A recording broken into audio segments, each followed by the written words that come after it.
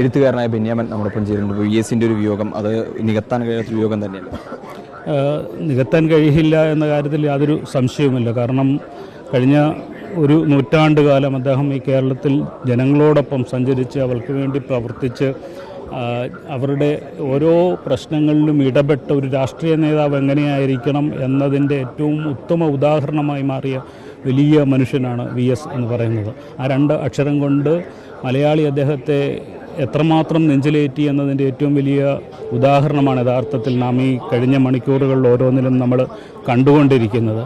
അത്തരത്തിൽ ഇടതുപക്ഷ പ്രസ്ഥാനത്തെ പടുത്തുയർത്തുന്നതിൽ അദ്ദേഹം വഹിച്ചിട്ടുള്ള പങ്ക്, ഒരിക്കൽ നിരോധിക്കപ്പെട്ടിരുന്ന ഒരു പ്രസ്ഥാനത്തെ പതിയെ പതിയെ വളർത്തിക്കൊണ്ടുവന്ന് ജനങ്ങളുടെ ഇടയിൽ സ്ഥാനം നേടിക്കൊടുത്ത് അവരുടെ പ്രശ്നങ്ങളെ ഏറ്റെടുത്തുകൊണ്ട് മുന്നോട്ട് വന്ന ഒരു വലിയ നേതാക്കളിൽ അവസാന കണ്ണുകൂടി നമ്മളിൽ നിന്ന് മായുമ്പോൾ ഒരു പ്രസ്ഥാനത്തിൻ്റെ ചരിത്രത്തിൻ്റെ ഒരു ഏട് മായുകയാണ് ചെയ്യുന്നത്. പക്ഷേ ആ ചരിത്രത്തിൽ നിന്ന് പാഠങ്ങൾ ഉൾക്കൊണ്ടുകൊണ്ടും അവർ നയിച്ച പാഠങ്ങളിലൂടെ മുന്നോട്ട് പോയിക്കൊണ്ടുമാണ് ഒരു പക്ഷേ കേരളീയ ജനത ഇനി മുന്നോട്ട് നീങ്ങേണ്ടത് എന്ന് ഞാൻ വിചാരിക്കുന്നു.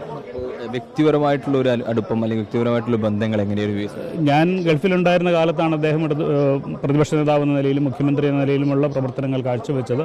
പക്ഷേങ്കിൽ എനിക്ക് നോർക്ക റൂട്ട്സിൻ്റെ പുരസ്കാരം ലഭിക്കുമ്പോൾ അദ്ദേഹത്തിൻ്റെ കയ്യിൽ നിന്ന് ഏറ്റുവാങ്ങാനുള്ള ഒരു വലിയ അവസരമുണ്ടായി. സ്വതസിദ്ധമായ ശൈലിയിൽ ഞാൻ എപ്പോഴും ഓർക്കുകയാണ്. ആ പുരസ്കാരം നൽകിക്കൊണ്ട് അദ്ദേഹം അന്ന് 50,000 രൂപയായിരുന്നു പുരസ്കാരം, 50,000 രൂപയാണ്. 50,000 എന്ന് പറയുന്ന അദ്ദേഹത്തിൻ്റെ ആ തമാശ കറന്ന ആ സംസാരത്തിലൂടെയാണ് അതെനിക്ക് തന്നതെന്നുള്ള ഒരു വലിയ ഓർമ്മ കൂടി എനിക്കാണ്. വലിയ മനുഷ്യനിൽ നിന്ന് ആ പുരസ്കാരം ഏറ്റുവാങ്ങാൻ കഴിഞ്ഞത് ഞാൻ എല്ലാ കാലത്തും ഹൃദയത്തിൽ വഹിക്കും.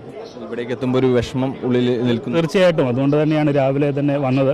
അദ്ദേഹത്തിൻ്റെ ശരീരവും വഹിച്ചുകൊണ്ടുള്ള യാത്ര ബഹുദൂരം പിന്നിലാണെന്ന് എനിക്കറിയാം. എങ്കിൽ പോലും രാവിലെ ഇവിടെ വരേണ്ടതുണ്ട്, ഇവിടെ നിൽക്കേണ്ടതുണ്ട് എന്നുള്ളത് കൊണ്ടാണ് ഞാൻ രാവിലെ തന്നെ എത്തിയത്.